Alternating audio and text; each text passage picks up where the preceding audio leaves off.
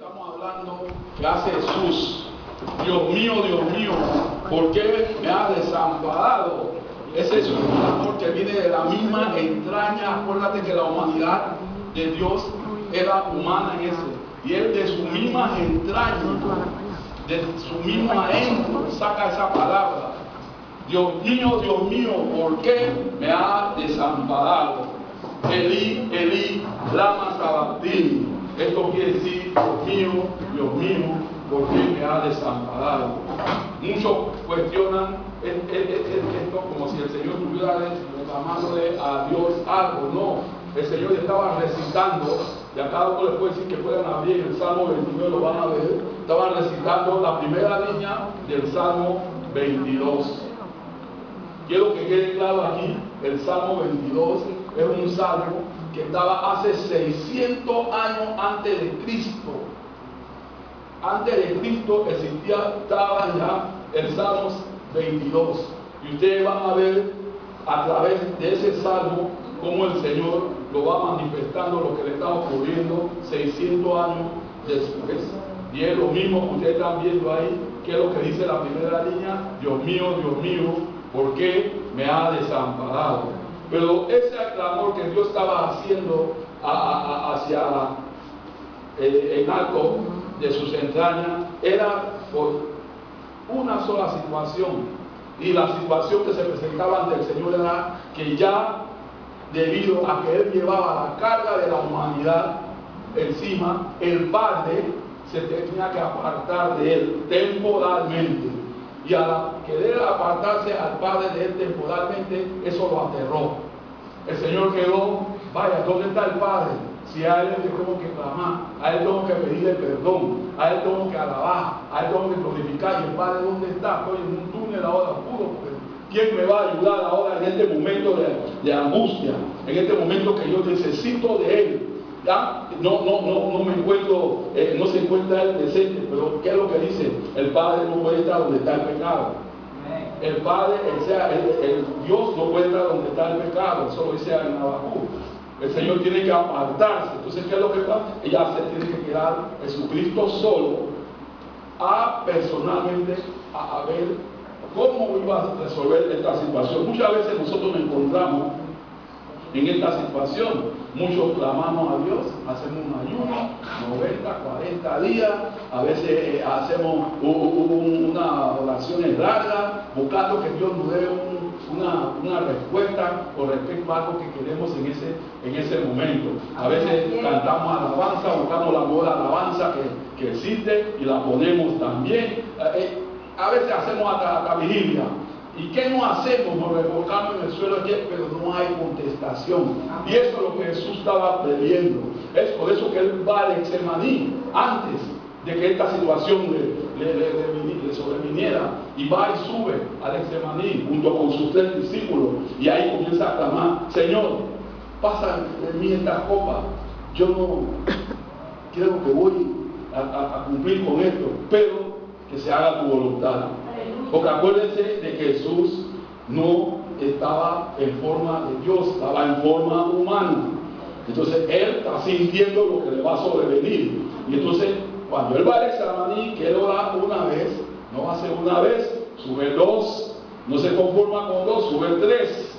A la tercera vez que Jesús sube y pide lo mismo: pasa de mí esta copa, pero que se haga tu voluntad. Ya entonces que venían por el Señor para llevárselo, él arrestaba ya al Sanedrín. Entonces vemos que esta situación Jesús la vivió como la hemos estado viviendo nosotros. Nosotros nos hemos encontrado en situaciones que a veces no encontramos el túnel, no conseguimos el final del túnel. Estamos clamando, pidiendo, orando, ayunando, y a veces buscamos hasta el refuerzo. Ven acá, pastor, ora por mí por esta cosa, voy a la iglesia acá, oren por mí por esto, oren por mí por esto, oren por mí por lo otro, pero la cosa no está funcionando, no está saliendo. Está diciendo: ¿dónde está Dios? Si yo estoy bien, yo estoy afirmando, yo estoy ofrendando, yo estoy haciendo todo. ¿Dónde está Dios? ¿Dónde está Jesús? No estaba en pecado, ¿verdad? Pero por cargar los pecados de esta humanidad, estaba en pecado. Ahora toda su humanidad entró en pecado. Entonces, ¿qué pasa? El Padre tuvo que ponerse a un lado y Él no podía entonces contactar a ese Dios, a ese amigo. Cuando el Señor siempre habla, yo estoy en el Padre está en mí. Ya no podía decir, el Padre está en mí, yo estoy en el Padre, porque el Padre no estaba ahí.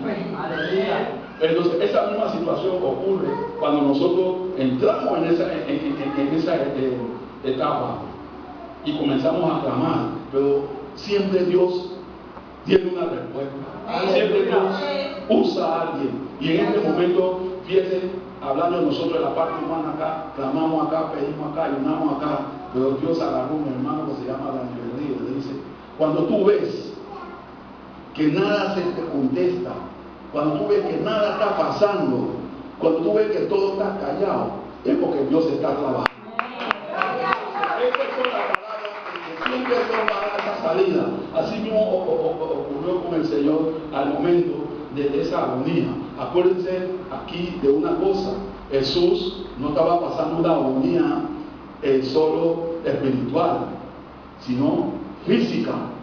Jesús fue clavado en la cruz, y por eso ahí, en ese clamor de la cruz, entra el Salmo 22 de hace 600 años antes de Cristo, cuando no existía crucifixión, porque lo que inventaron la crucifixión fueron los fenicios y se la pasaron a los romanos, y los romanos muy contentos la cogieron y la pusieron en ejecución con los judíos, diciendo que como ellos la lapidaban, ahí dice, no, mejor no la piden, que nosotros le ponemos la cruz allá y los clavamos ustedes en la cruz y ahí ustedes pagan su culpabilidad.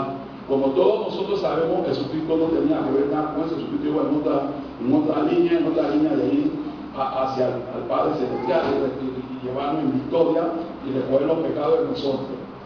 ¿Para qué? Para llevarnos y asegurarse de que nosotros llegáramos a la vida eterna. Porque si Él no logra ese paso, nosotros no hubiéramos logrado jamás poder llegar a la vida eterna. Y eso es lo que la parte que queremos tener aquí en esta palabra que le estoy dando aquí. Dios mío, ¿por qué me ha desamparado? ¿Qué hicieron ellos en esa parte? Clavaron los pies del Señor. El Señor lo dice en el Salmo: me hicieron hueco en los pies, me hicieron hueco en las manos, mi corazón se desgarraba como si fuera una vela, como si fuera cera.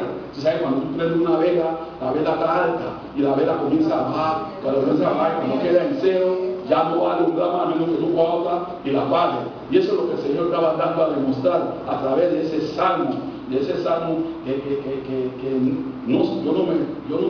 soy la gente de 600 años y el Señor viene y es lo mismo que le estaba ocurriendo al Señor en la cruz. Pero había algo más que estaba afectando al Señor, era el corazón. Cuando las personas son clavadas en la cruz y la sangre comienza a salir, el corazón comienza a bombear de una manera muy fuerte hacia abajo. ¿Y qué es lo que ocurre? Ocurre deshidratación en el cuerpo, y entonces la persona agua. Por eso que el Señor decía: tengo sed, pues toda la sangre que estaba saliendo del cuerpo de Él. Y estos romanos sabían eso, y entonces le dieron ¿qué? Fue vinagre. Pero el Señor sabía que todo esto lo iba a vivir, porque ya se había adelantado en el Getsemaní y había dicho: yo voy a pasar esto. Pero ¿cuál era mi temor? ¿Cuál era mi terror? Era que el Padre iba a apartarse de mí. El Padre se iba a abrir de mí. Entonces aquí estamos claramente, lo vengo diciendo aquí lo que dice Corintios 5:21. Dice: el que no conoció pecado por nosotros lo hizo pecado, para que nosotros fuésemos hechos justicia de Dios en Él. Es posible que en algún momento de la cruz, cuando Jesús se hizo pecado a favor de nuestro, en un sentido, Dios Padre le volvió la espalda al Hijo. ¿Por qué? Pues dice en Habacuc, puede buscarle en 1:13. Claramente dice que Dios es muy limpio para ver el mal. O sea, Dios no puede ver el pecado. Me refiero al Padre. Así que el Padre tuvo que echar hacia atrás y dejar al Hijo. Entonces te toca a ti. Muchas veces nosotros nos toca y a veces nos quedamos así. Tienes que dar el paso. Tienes que dar el paso. No te puedes quedar ahí estancado. No veo a Jesús, ¿dónde está el Señor? Da el paso para que el Señor entonces te dé la mano. Si no te activas, no te da la mano. Tienes que moverte. Tienes que dar el paso. Hay momentos que hace así: ¿dónde está el Señor? ¿Dónde está? Muchas veces dice: ¿dónde está? Yo estoy pidiendo, ¿y dónde está? Y a veces el Señor me contestaba, Pero yo tenía que dar el paso, yo tenía que entender las cosas que tenía que entender para poder entrar entonces y saber por qué el Señor clamó, Dios mío, ¿por qué me ha desamparado? Porque Él es el que llevó eso dentro de Él. Él lo vivió en su entraña. Y nosotros como humanos, lo mismo que Él ha vivido, lo hemos estado viviendo. Entonces, entendemos entonces que el Padre Celestial, si no da este paso, si no se decide en ese momento de cargar la cruz, de cargar ese pecado de la humanidad, acuérdense que ese pecado es mío,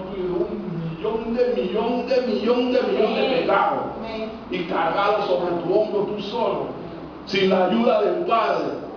Porque acuérdate que cuando tú dices Padre, el Padre te va a ayudar. Ey, dame la mano aquí, Señor. No, nadie, Él mismo tenía que ver sangrando y todo. Pero ¿qué pasó? ¿Quién tuvo la victoria al final? Jesucristo. Porque cuando Él expira, cuando Él muere, cuando Él grita su último aliento a gran voz, entonces entrega el Espíritu. ¿Qué ocurre en esta situación? Se rasga el velo de pies, de cabeza a pies. ¿Qué hace ese velo a veces cabeza a pies? Nos da el camino directo a Dios. Amén.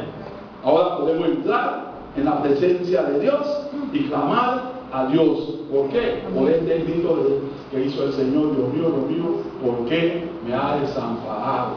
Podemos clamar, podemos alabarlo, podemos glorificarlo, podemos irnos a la casa, podemos irnos a la iglesia, podemos ir donde podemos ir. Y tenemos a Cristo ahí, porque Él rasgó ese velo.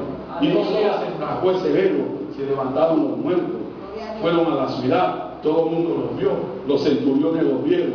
Eso quiere decir que eso fue algo que impactó y se consagró como el regalo más grande, más costoso que ha concedido la humanidad en este día. Por eso, gracias a esta exclamación del Señor en Mateo 27:46 y en Salmo 22, que dice: Dios mío, ¿por qué me ha desamparado? La gloria y la honra sea para el Padre, para el Hijo y para el Espíritu Santo de Dios.